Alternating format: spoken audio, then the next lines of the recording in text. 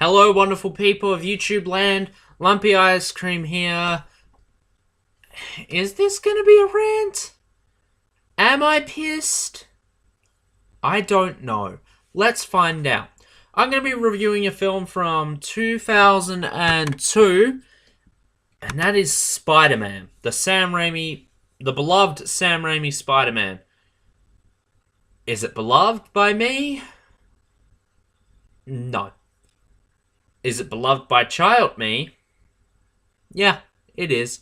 I will admit, child me did love this movie, but he's dead now. He's not here. He's gone. Long gone. I hate this movie. I hate the Raimi trilogy. Spider-Man 2 is a very good film, I will admit. But the Raimi trilogy as a whole, I don't like. I am a much bigger fan of the Amazing Spider-Man films. I will admit that, and we'll get to those reviews. Why don't I like these movies? It comes down to the cast we have. These aren't the versions of the characters when I think of them.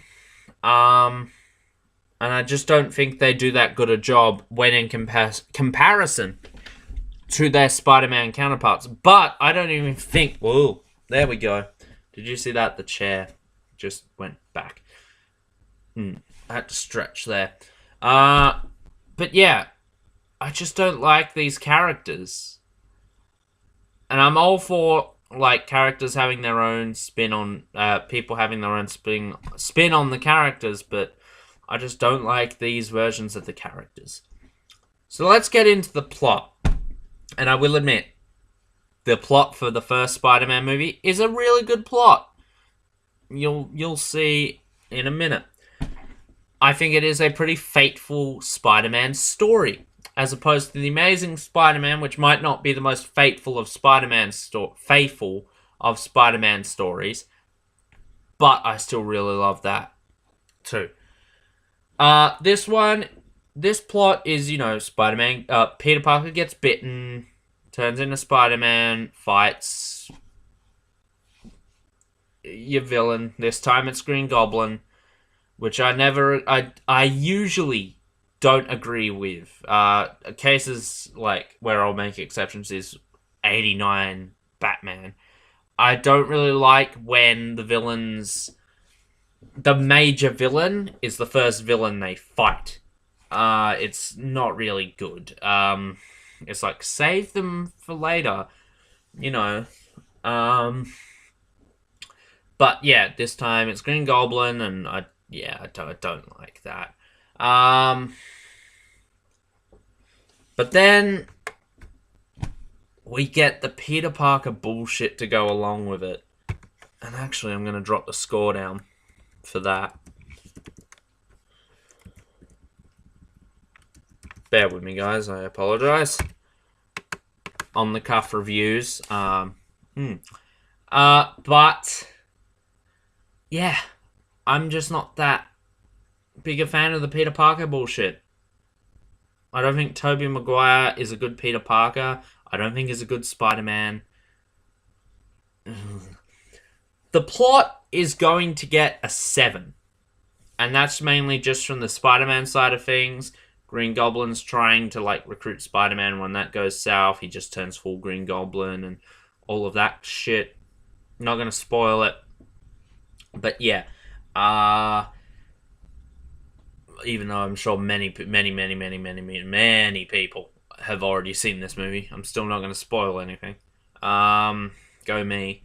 But yeah. I mean... It's really weird. I'm just not that big a fan of... I don't know what that was getting at. But yeah. It's a 7 for the plot. Cast and characters. We have Tobey Maguire as Peter Parker and / Spider-Man. I don't like his portrayal. His Peter Parker is whiny, bitchy, and just... I don't like it. I just don't.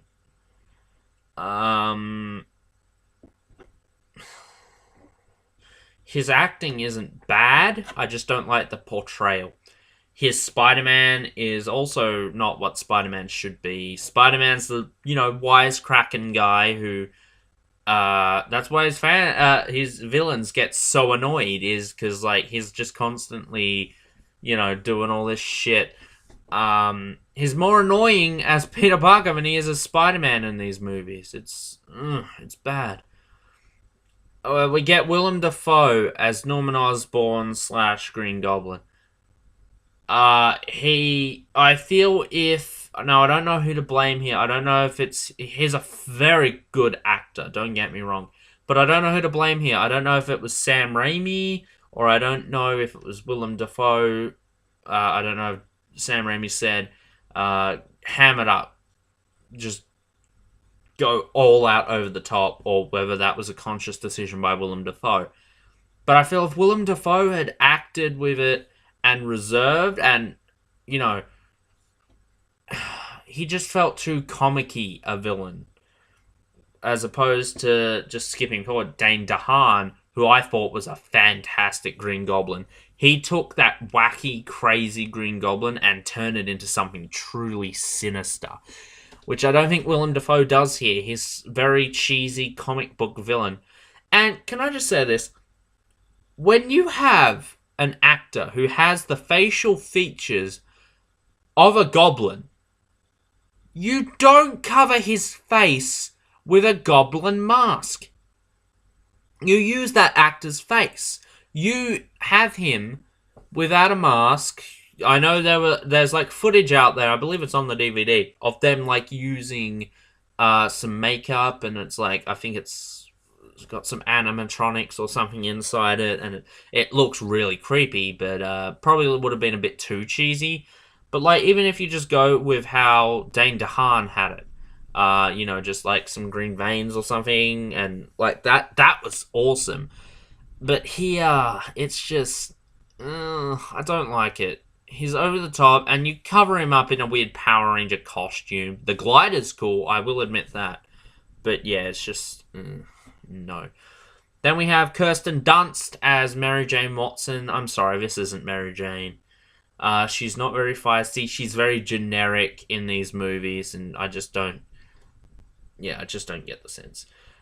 James Franco as Harry Osborn is probably one of my favorite parts of this franchise. I think he does a really good job. In fact, I think he steals the show in most of the movies. Definitely this one, and I really like him in the next one, and to an extent the third one. I think he does a really good job. We have Cliff Robertson as Ben Parker. He also does a really good job here. As does Rosemary Harris in with May Parker. She also does a really good job there. And then we get quite potentially the best actor. I know I said that James Franco was the best, but truly the best fucking part of all of these movies, and that is J.K. Simmons as J. Jonah Jameson. Look, I don't give a shit what you have to do. Get him back to play J.K. Simmons. J. Jonah Jameson. Sorry. Get J.K. Simmons back to play J. Jonah Jameson. If I can't have Andrew Garfield as Spider-Man anymore, and that upsets me, I fucking want J.K. Simmons as J. Jonah Jameson. Do you hear me? That's what I want. Make it happen, Marvel. And then we get Joe Manganiello as Flash Thompson. He's just there for a few scenes and doesn't really do much. We get Bill Nunn as Robbie Robertson. Really good. Michael Papajohn. Is that his real name? Is that seriously his real name? I'd look into it, but I can't be stuffed. As the carjacker, who I believe in the sequels is called Dennis Carradine. I believe in Spider-Man 3 it's revealed that's his name. I don't know. Then we get Elizabeth Banks as Betty Brant. She's fine. Ron Perkins as Dr. Strom, and yeah, all of that. We get Macho Man Randy Savage, which is really good. He plays Bonesaw McGraw. 3 minutes of playtime. Anyway, Bruce Campbell also makes an appearance like he does in these movies. I'm a big Bruce Campbell fan, so those are always good for me. But guys, our casting characters, I can only give a 2. And those 2 are mainly for James Franco, Cliff Robertson, Rosemary Harris, and J.K. Simmons. Problem is, everyone else around them is just pure bullshit, pretty much. So, yeah. The tone of this movie is a 1, and it just comes down to the fact I don't like the tone of the movies. I think they're the wrong tone for Spider-Man. When you think Spider-Man, you think a fun character. You think of your childhood. You think of, web slinging about and having a good time. Even though there have been very dark moments in the comics. And I guess in The Amazing Spider-Man 1 and 2, there are some pretty dark moments.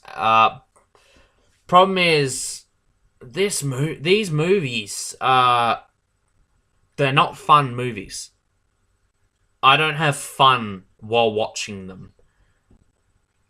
The Amazing Spider-Man, I think, has a more relatable Spider-Man, for one. They're more relatable movies. I think the characters are a lot more personal and a little bit more down to earth, and they feel tangible and relatable. As opposed to these ones, which feel like the drama is set on 10 constantly. And it's like, these ones are trying to be personal movies, but they're just not. They just come across as super drama and soap opera kind of like. And the Amazing Spider-Man movies you can have fun with. I think there is a lot of fun to be had with those movies. And most of that comes from Andrew Garfield's portrayal. And Stan Lee's cameos in those as well are really good. As opposed to here, where most of the time he's saving pedestrians, or he's in Spider-Man 3 he gives some lecture to Peter Parker and just tells him something, and I'm like, okay. But in Amazing Spider-Man 1 and 2, his cameos are very funny. But yeah, I absolutely love those 2, and just here I just don't like the tone of these movies not even compared to Amazing Spider-Man 1 2, just in general. They're not the Spider-Man films I think we need, and that's what I'm worried, is the things I've been hearing, if they are to be believed, about the new Spider-Man and the plans they have for that, they seem a little bit closer to these movies than the Amazing Spider-Man ones, which I think it is a big mistake that they didn't just incorporate the Amazing Spider-Man into the MCU. It could have been done. It wouldn't have been impossible. It would have probably stretched logic a little bit, but I think it could have been done. And I think, yeah, that's why the tone gets a 1. Overall, it's a 10 out of a possible 30, with an out of 10 score being a 3. I don't know what to tell you guys. As a kid, I really did love this movie. But growing up, I just don't know what to tell you guys. I'm sure many of you are probably going to comment down below and say, your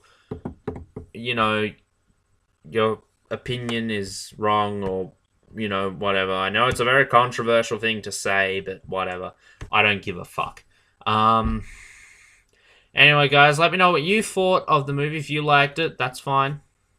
I know a lot of people do love this movie and the others. But anyway, guys, I'm going to get on to the next movie, because I love making videos, and I'm going to record all of these pretty much one after the other. But yeah, guys, I shall see you in the next video. Please like, comment, subscribe, share, all that cool shit. Till next time, I shall see you later. Oh, I don't know. Until next time, take care. Bye.